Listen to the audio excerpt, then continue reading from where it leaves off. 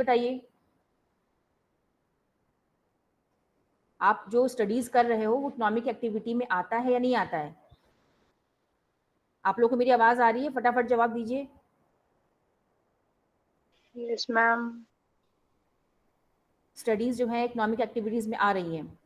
कोई और बच्चा आंसर करेगा? No ma'am. यस।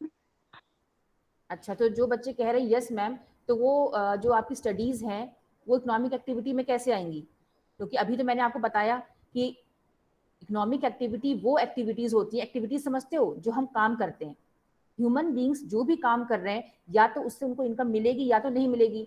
तो आप जो पढ़ाई करते हो उससे क्या आपको कहीं वो मिलता है, क्या सैलरी मिलती है? No ma'am. तो फिर वो इकोनॉमिक एक्टिविटी कैसे हो गई? नहीं हुई मैम ना? क्योंकि जो फीस हम जमा करते हैं ना, तो वो किसी ना किसी को तो इनकम में मिलती होगी या कहीं ना कहीं तो यूज होती होगी ह्यूमंस के लिए। तो इसका मतलब आप दूसरे को दे रहे हो ना, आप खुद इनकम अर्न नहीं कर रहे हो, है ना?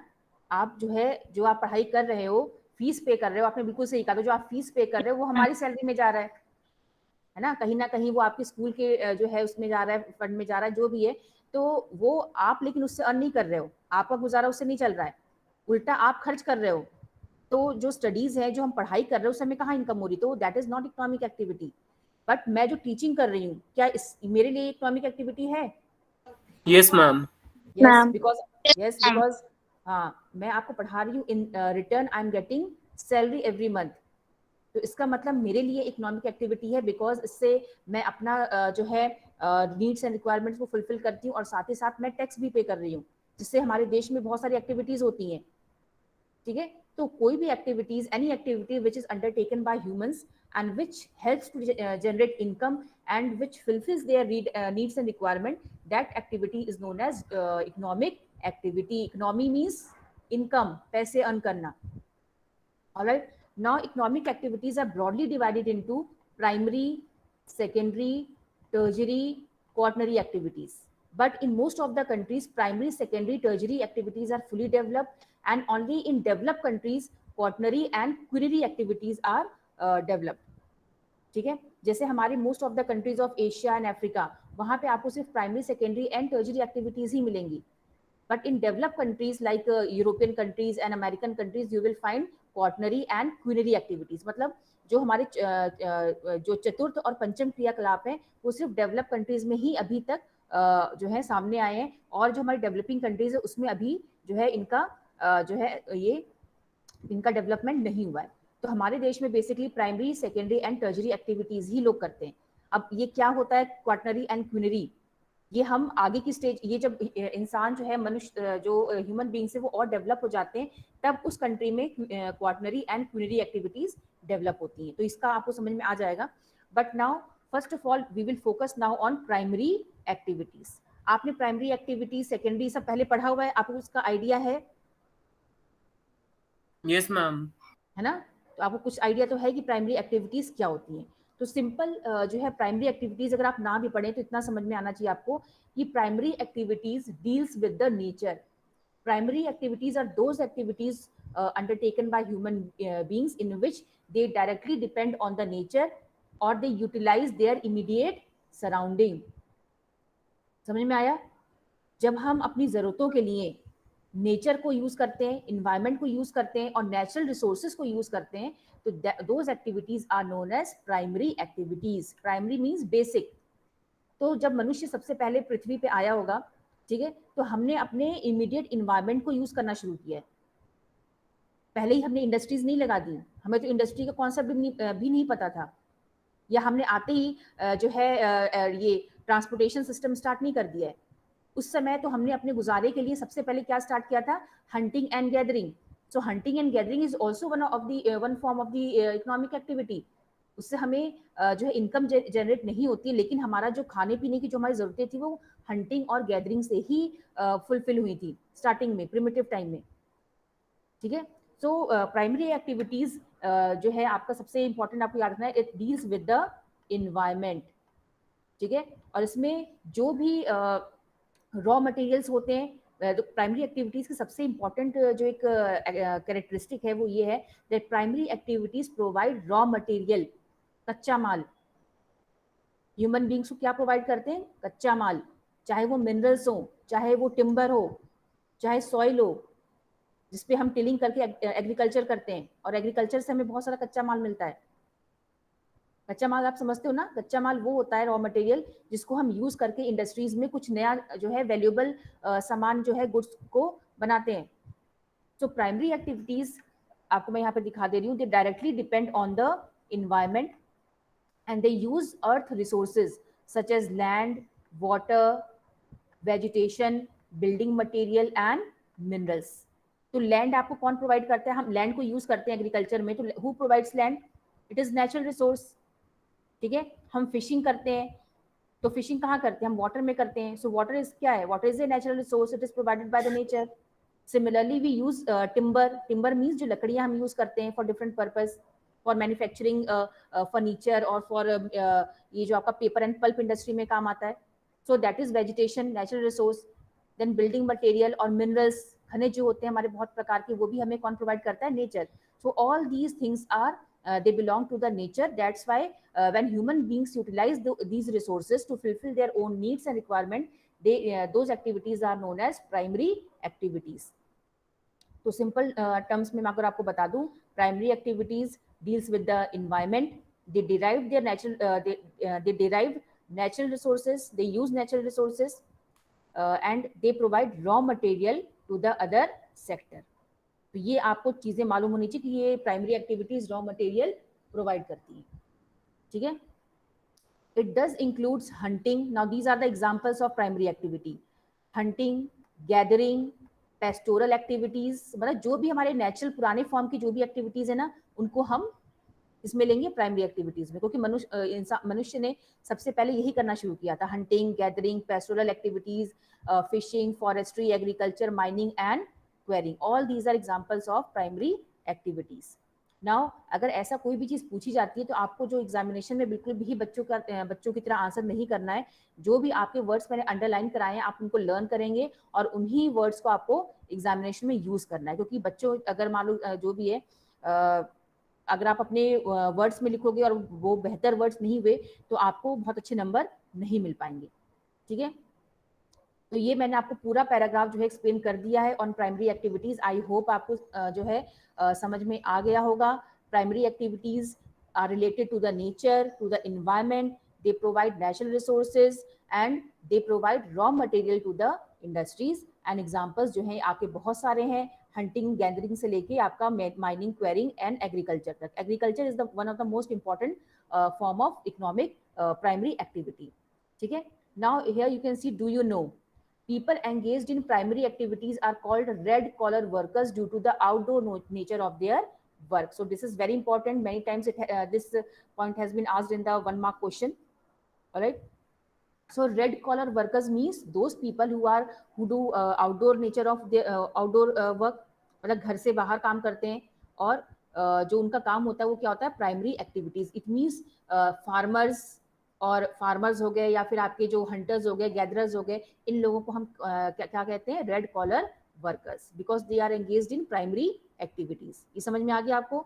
बस सिंपल इतना समझ लो, red collar workers are known as red collar workers are those who are engaged in primary activities. तो ये आपको याद रखना है, आप स्टार बना लीजिएगा अपनी बुक में भी।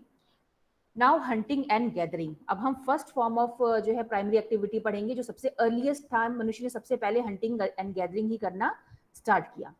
The earliest human beings depended on their immediate environment for their sustenance. As I said, उस समय जो है टेक्नोलॉजी विकसित नहीं थी, so human beings for their survival they try to use those things, natural resources which were present around their surrounding in their immediate environment. तो उन्हें सबसे पहले क्या नजर आया कि जो भी हमारे पास एनिमल्स हैं उनको मारा जाए, उनको खाया जाए, या फिर जो भी फ्रूट्स हैं, बेरीज हैं, जो भी एडिबल प्लांट्स हैं उनको यूज करके, उनको गैदर करके उनको इस्तेमाल किया जाए। तो सबसे पहले तो हम यही करेंगे क्योंकि हमारे पास उस समय कुछ भी टेक्निक प्रेजेंट नहीं थी। सो दे subsisted on animals which they hunted and the edible plants which they gathered from forest in the vicinity.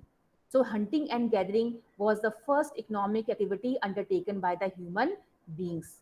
ये क्वेश्चन काफी बार एग्जाम में आया, तो आप इसको बहुत अच्छे से लर्न कर लीजिएगा कि which was the first economic activity undertaken by the human beings. So hunting and gathering जो है इसका आंसर होगा. Now, primitive societies dependent on wild animals. People located in very cold and extremely hot climates survived on hunting. ठीक है, तो सबसे पहले देखो चाहे ठंडा एरिया हो चाहे गर्म एरिया हो, वहाँ पे जो है लोग जो है किस पे सर्वाइव करते थे, हंटिंग पर.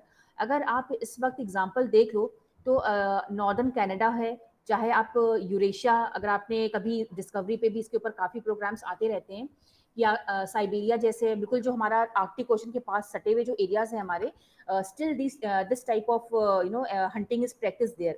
Like they जो वहाँ पे ट्राइब्स रहती हैं, वहाँ पे बहुत सारी ट्राइब्स रहती हैं अभी भी, जो पुराने बिल्कुल उसी बेसिस पैटर्न पे काम करती हैं, रहती हैं, सर्वाइव करती हैं, and they are very much dependent on their animals which they are rearing, like reindeers. वो रेंडियर्स को जो है डोमेस्टिकेट करते हैं फॉर ट्रांसपोर्टेशन पर्पस. जो उनकी स्किन हाइड्स होती है उनको यूज करते हैं अपने क्लोथ के लिए, पहनने के लिए, देन उन्हीं को मारकर वो खाते भी हैं. ठीक है, तो उनका जो मेन जो सर्वाइवल है वो हंटिंग पे डिपेंड करता है, जो और उन्हीं एनिमल्स के ऊपर जिनको वो रेयर करते हैं. The people in the coastal areas still catch fish, the fishing has experienced modernisation due to technological process. अभी भी अगर आप कोस्टल एरियाज में जाओगे, जैसे कि आपका पूरे जो भी है, गोवा है, आपका महाराष्ट्र है, तो वहाँ पे अभी भी लोग जो क्या करते हैं, अपने पर्सनल यूज के लिए भी मछलियों को पकड़ते हैं. ये बात अलग है कि अब जो फिशिंग है वो बहुत मॉडर्नाइज हो चुका है, काफी कमर्शियल हो चुका है, but still people practice fishing for their personal जो है खान पीने की जरूरतों को पूरा करने के लिए. Many species now have become extinct or endangered.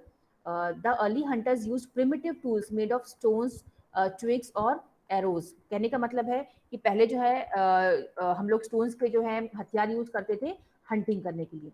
Now gathering and hunting are the oldest economic activity known. इसको आपने आई होप अंडरलाइन कर लिया होगा. Now gathering आप समझते हो ना, इकट्ठा करना, सामान को बीनना. जैसे आप जंगल में गए, आपको पता है कि यहाँ पे ये फ्रूट है खाने लायक है, ये बेरीज हैं ये खाने के लायक है, तो आपने उसको इकट्ठा कर लिया, अपने जो है पास इकट्ठा कर लिया उसे. Gathering is practised in regions with harsh climatic condition. जहाँ भी क्लाइमेट का बहुत ही हार्श होता है, बहुत ही कठिन होता है, वहाँ पे लोग गैदरिंग को प्रैक्टिस करते हैं. It often involves primitive society and gathering is practised by the primitive society, mainly the people of tribal areas. Tribes in many parts of the world still they practice gathering, who extract both plants and animals to satisfy their needs for food, shelter and clothing. So अभी भी लोग जो है gathering practice करते हैं. अगर आप अभी भी हमारे छत्तीसगढ़ के एरिया में चले जाओ तो वहाँ पे भी बहुत सारे ट्राइब्स हैं जो कि लीव्स, तेंदू लीव्स के बारे में आपने सुना होगा. तेंदू लीव्स क्या होती हैं? वो पत्ते जिनको फोल्ड करके उसमें टोबैको भरकर उससे बीड़ी बनाई जाती है ना. तो उसको अभी भी वो लोग आते हैं, थोड़ी छोटी मोटी चीजें इकट्ठा करते हैं और छोटा जो उनका डेली मार्केट लगता है वहां पे लाके उसको सेल कर देते हैं, तो थोड़े बहुत उनकी इनकम हो जाती है. इसी तरह से वो महुआ हो गया, या फिर और भी कई ऐसे प्लांट्स होते हैं जिनको हर्ब्स होते हैं, जो जंगलों से लेकर आते हैं और जो है मार्केट में लाके बेच देते हैं और उनको उससे इनकम होती है. This type of activity requires a small amount of capital investment and operates at very low level of technology. The yield per person is very low and little or no surplus is produced. तो ये gathering का जो है, क्योंकि अब देखो समय बदल चुका है, तो अब हर चीज में थोड़ा बहुत जो है मतलब खर्चा हो जाता है, लेकिन इसमें तब भी बहुत ही कम जो है कैपिटल इन्वेस्टमेंट होता है, टेक्नोलॉजी की जरूरत नहीं है, लेकिन इसमें बहुत ज्यादा जो है इनकम लोगों की नहीं हो पाती है. इनकम वही मैंने कहा ना, कुछ आपने हर्ब्स और ये सब इकट्ठा करके आप बेच दे रहे हो. आप जामुन लेकर आ गए जंगलों से, आप कुछ और आमला लेकर आ गए, कुछ ऐसी चीजें जो आपकी इमीडिएट सराउंडिंग में मिल रही है, आपने उसको लाके बेच दिया, लेकिन इससे बहुत ज्यादा इनकम नहीं हो पाती है. ठीक है, नेक्स्ट है गैदरिंग. अब देखते हैं हम गैदरिंग जो है वर्ल्ड में कहाँ कहाँ फॉलो की जाती है. पहले तो हम इस पे पढ़ लेते हैं. High latitude zones which include northern Canada. मैंने अभी भी कहा कि गैदरिंग एंड हंटिंग अपने दिमाग में लेके चलिए कि पुरानी जो है एक एक्टिविटी है, तो इसे मेनली वही फॉलो किया जाता है जहाँ पे क्लाइमेटिक कंडीशन काफी कठिन होती है, जैसे या तो बहुत ठंडी होगी या तो गर्मी होगी. ठीक है, तो अब देखते हैं कौन से एरियाज एंड ट्राइब्स फॉलो करती हैं इसको. High latitude zones which include northern Canada, northern Eurasia and southern Chile.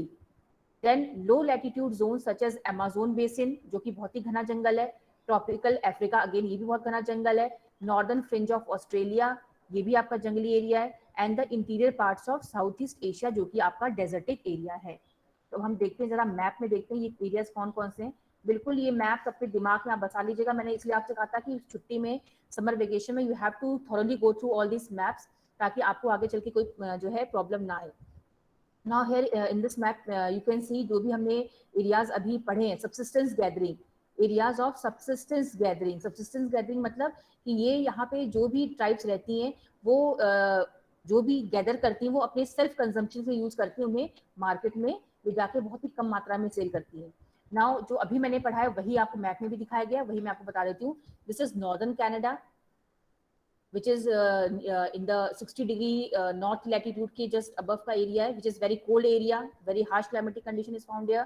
Then this area which is northern Eurasia, Asia and जो आपका यूरोप का पार्ट है, this is also a very it is inhabited by the tribal people या Eskimos जो आप जानते हो, ठीक है। लैब्स ट्राइब्स रहती हैं, काफी मतलब ट्राइब्स हैं। देन अमेजोन, ये है आपका अमेजोन बेसिन, जहाँ पे आपकी बहुत सारी ट्राइब्स रहती हैं। अगेन ये आपका पूरा जंगल का एरिया अमेजोन एरिया है, ठीक है ना। देन ये जो है आपका अफ्रीका का जो एरिया है, सेंट्रल पार्ट ऑफ अफ्रीका, यहाँ पे आपकी पिग्मीज है, मसाई मारा, यहाँ पे ट्राइब्स रहती हैं जो कि हंटिंग पर ही डिपेंड करती हैं, गैदरिंग पे। देन ये जो है आपका central part of south east Asia, जिसमें आपका जो है इंडिया का नॉर्थ ईस्ट इंडिया आता है, चाइना का कुछ पार्ट आता है। देन ये आपका मलेशिया जो है इसका कुछ पार्ट आता है, ठीक है। देन ये है आपका फिलीपींस जो है area. So all these areas they are the अब जैसे ये एरियाज हैं, they are harsh areas because of the dense forest patch, जबकि यहाँ पे जो क्लाइमेट है काफी ठंडा है, ठीक है। तो यहाँ पे ट्राइब्स रहती हैं और जिनकी वजह से यहाँ पे हंटिंग एंड गैदरिंग अभी भी फॉलो की जाती है। नाउ अब एक क्वेश्चन इस पे आता है जो बोर्ड में मैंने इसको देखा था, आया था ये क्वेश्चन, ये पूरा एज इट इज आता है। जैसे इन मॉडर्न टाइम्स, जैसे आपका ये जो पूरी लाइन है इसको डबल इन्वर्टेड कॉमा में करके, in modern times some gathering is market oriented and has become commercial. ये पूरी लाइन आई थी और फिर कहा गया था explain this statement by giving different examples, ठीक है। मतलब इस लाइन का मतलब क्या है कि आज के समय में जो गैदरिंग है, मतलब जो भी इकट्ठा की जाती है, जो ट्राइब्स इकट्ठा करते हैं सामान, अब वो मार्केट ओरिएंटेड हो गया है एंड हैज बिकम कमर्शियल। मतलब पहले जो हमारी ट्राइब्स जो भी चीजें इकट्ठा करती थी उस अपना ही खुद ही खाते थे, वो सेल्फ कंजम्पशन के लिए था। लेकिन आजकल के टाइम में क्या हो गया है, वो मार्केट ओरिएंटेड हो गया है। जो भी ये लोग कलेक्ट करते हैं उसे खुद तो खाते ही है, साथ ही साथ जो बेसिकली उनका मेन एम क्या होता है, मार्केट में लाके उसे बेचना और उससे पैसे अर्न करना। So it is now it has become commercial, ठीक है। सो मार्केट गैदरिंग जो है अब वो पुराने जैसी नहीं रही है, अब वो मार्केट ओरिएंटेड हो गई है। जो भी ट्राइब सामान जो है इकट्ठा करती है जंगलों से, वो उसको लाके मार्केट में बेच देती हैं। इसलिए अब गैदरिंग भी क्या हो गई है, कमर्शियल हो गई है। कमर्शियल का मतलब समझते हो ना, मार्केट में लाके सेल करने को हम कमर्शियल कहते हैं। अब इसको आपको एक्सप्लेन करना है, तो आप एक्सप्लेन कैसे करोगे, आप ऐसे एक्सप्लेन करोगे, जैसे मैंने आपको पहले तो बता ही दिया है कि आप ये लिखोगे कि that now gathering has become commercial, now most of the tribes they are instead of self consumption they are selling their product in the market to earn income, है ना। तो आपको इस तरह से लिखना है कि अब ट्राइब्स जो है वो इनकम अर्न करने के लिए खुद कंज्यूम नहीं करती, मार्केट में लाके जो सामान होता है गैदर करके वो लाते हैं जंगलों से, उनको वो मार्केट में बेच देते हैं। अब क्या क्या बेचते हैं, जैसे gatherers collect valuable plants such as leaves, bark of trees and medicinal plants, ठीक है। अब आप जानते हो कि नीम है चाहे आम है, ये तो वो कलेक्ट करने जाएंगे नहीं क्योंकि तो बहुत ही कॉमन चीजें हैं। लेकिन वो चीजें जिनको उनको पता है कि लोग आमतौर पर नहीं जाते जंगलों में, तो वो उन्हें कलेक्ट करके लाते हैं, चाहे वो वैल्यूएबल लीव्स होती हैं, चाहे वो किसी पेड़ की छाल हो, जैसे आपने सुना होगा कि भाई इस पेड़ की छाल इस बीमारी के लिए काम आती है, या कोई और मेडिसिनल प्लांट हो जिसे जो नॉर्मल लोग उसमें नहीं जाते जंगलों में, तो वो लेकर आते हैं and after simple processing sell the product in the market, और थोड़ा बहुत उसको साफ सुथरा करके वो उसे मार्केट में बेच देते हैं। They use various parts of the plant, वो प्लांट के डिफरेंट जो है पार्ट्स को यूज करते हैं। For example the bark is used for quinine, tannin extract जिसको हम एज ए टाई डाई में यूज करते हैं। Cork leaves supply material for beverages, cork मतलब ये ऐसे पत्ते होते हैं जिनको हम यूज करते हैं पीने के लिए। ड्रग्स बनाने के लिए, ड्रग्स मतलब जो मेडिसिन होती हैं। कॉस्मेटिक्स बनाने में भी काम आती हैं, फाइबर बनाने में जो धागे होते हैं उनको बनाने में काम आता है। थैच मतलब आपने देखा होगा ना कि जो झोपड़ियां होती हैं उनके ऊपर जो रूफ बनाने में। And fabrics, then nuts for fruits, मतलब ये सारी चीजें बताई जाती है। ऑयल बनाया जाता है इससे, है ना। बलाटा, गम्स, रेसिन्स, रबर, मतलब ये डिफरेंट प्रोडक्ट्स हैं जो कि हमें जंगलों से मिलते हैं। और ये सारी ही चीजें जो है गैदरर्स जो होते हैं, ट्राइब जो होती हैं, वो कलेक्ट करती हैं और मार्केट में लाके इन सारी चीजों को सेल कर देती हैं। तो ये आपको अच्छे से लर्न करना है कि now how gathering has become market oriented. तो आपने ये लिख दिया कि मार्केट ओरिएंटेड क्यों हो गया, क्योंकि अब जो ट्राइब्स हैं वो मार्केट में लाके सेल कर देती हैं, अपने पास नहीं रखती हैं। ठीक है, तो ये हो गया आपका। अब हम नेक्स्ट जो है वो टॉपिक पढ़ते हैं।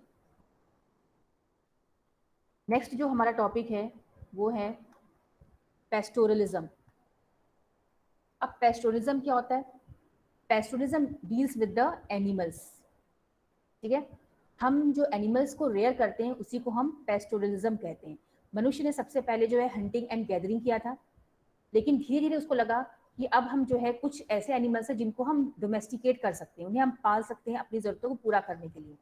तो फिर उन्होंने जो है पेस्टोरल एक्टिविटीज़ को स्टार्ट किया।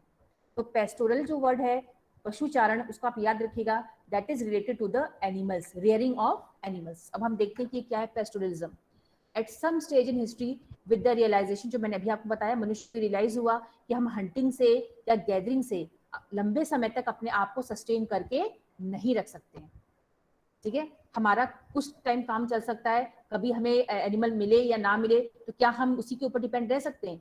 मान लो किसी दिन हमने हंटिंग नहीं कर पाया, हमें कोई एनिमल नहीं मिला, शिकार नहीं हो पाया, तो क्या हम भूखे मरेंगे? तो इसलिए जो है मनुष्य को धीरे धीरे समझ में आया कि अगर हमें अपना गुजारा लंबे समय तक के लिए करना है, तो it is very important to domesticate animals, क्योंकि वो हमारी जरूरतों को पूरा कर सकते हैं। People living in different climatic conditions selected domestic animals found in those regions.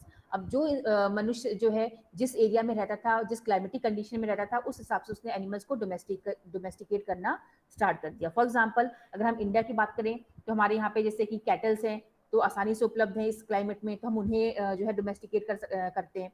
अगर आप डेजर्टिक एरियाज में जाएँ तो वहाँ पे क्या कैमल को हम डोमेस्टिकेट कर सकते हैं। ठंडे एरिया में जाइए तो वहाँ पे याक होता है या फिर रेंडियर्स होते हैं, हम उनको डोमेस्टिकेट कर सकते हैं। तो जिस एरिया में जैसे एनिमल्स जो थे, और वो रेयर करने के जो है वो थे, उनको रेयर किया जा सकता था, उन्हें पाला जा सकता था, डोमेस्टिकेट किया जा सकता था, तो उन्हें मनुष्य ने डोमेस्टिकेट करना स्टार्ट कर दिया। अब आप लायन को या टाइगर को तो डोमेस्टिकेट नहीं करेंगे, क्योंकि आपको पता है कि वो खतरनाक भी है और उनसे हमें कोई फायदा भी नहीं होने वाला है ना।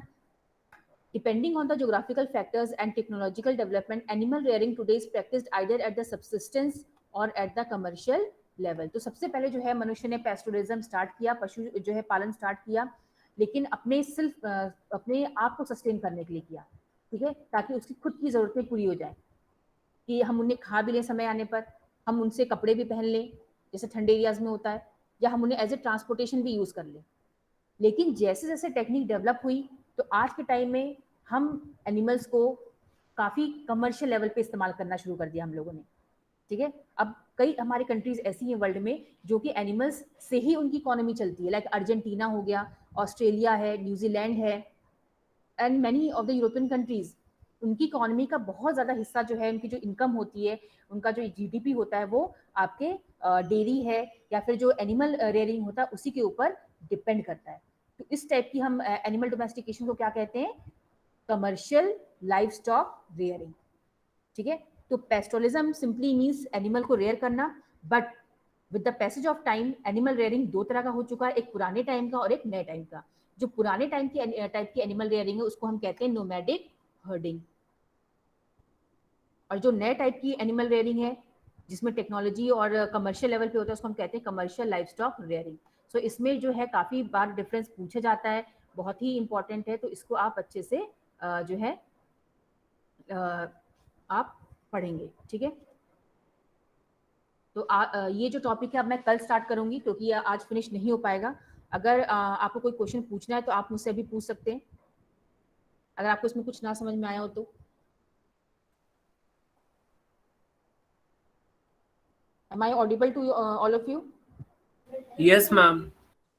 Yes, ma'am. Yes, do you want to ask any question? जो भी पढ़ाया क्या आपको समझ में आया? Yes, ma'am. ओके, तो आज जो है मैंने Yes, आपको तो आज जो मैंने आपको पढ़ाया है वो बेसिकली एक प्राइमरी एक्टिविटीज का जो फर्स्ट पार्ट है उसको अभी थोड़ा सा पढ़ाया, हंटिंग एंड गैदरिंग। और कल जो है मैं इतना समझ लो, अब हमने पेस्टोरलिज्म स्टार्ट किया है, एनिमल रेयरिंग स्टार्ट किया है, जो कि पुराना और नया है, nomadic herding and commercial livestock rearing. तो ये आप जो है कल इसको ऑलरेडी आप पढ़ोगे, मतलब आज आपको ये जो नोमैडिक हर्डिंग है एंड कमर्शियल लाइवस्टॉक रेयरिंग, इसको आपको ऑलरेडी पढ़ कर आना है कल, ताकि मैं इसके ऊपर आपसे क्वेश्चन पूछूंगी तो आपको आना चाहिए। तो ये भी पढ़कर आओगे, और जो मैंने आज पहले से टॉपिक पढ़ाया है, जो भी हंटिंग गैदरिंग, जो भी स्टार्टिंग का पूरा चैप्टर है, वो आपको अच्छे से लर्न मतलब रीडिंग करनी है, अंडरलाइन करना है। अगर अभी आज आपने नहीं किया तो फिर आपका डिले होता जाएगा और आप एग्जाम तक नहीं कर पाओगे। ठीक है, तो जो भी अभी तक का है, और कल का टॉपिक मैंने आपको बता दिया, जो भी दोनों टॉपिक है पूरा यहाँ तक कमर्शियल लाइवस्टॉक रेयरिंग तक आप अच्छे से पढ़कर और अंडरलाइन करोगे। क्लियर है? ये आपका होमवर्क है, और आप जो है इसके नोट्स भी बना लेना, और जो है नोट्स की फोटो क्लिक करके, तो आपका रोज का ही काम है, आप मुझे गूगल क्लासरूम पर भेज देना। और जो मैंने आपको हॉलीडे होमवर्क दिया था वो भी आप सबमिट करेंगे, सिर्फ एक देवांश ने सबमिट किया है, और मैंने आपको बहुत सारा होमवर्क दिया था कि आप जो है इन छुट्टियों में उसको आप कवर कर लें। ठीक है, तो मैं इसकी जो है, आपने जो भी हॉलीडे होमवर्क किया आप मुझे सबमिट कर देंगे गूगल क्लासरूम पर, और आज का काम आप करेंगे, प्लस जो है मैं इसकी रिकॉर्डिंग आपको भेज दूंगी, तो आप उसको जो है अगर आप कोई बच्चा नहीं देख रहा है या जो भी ये प्रॉब्लम, आप उसको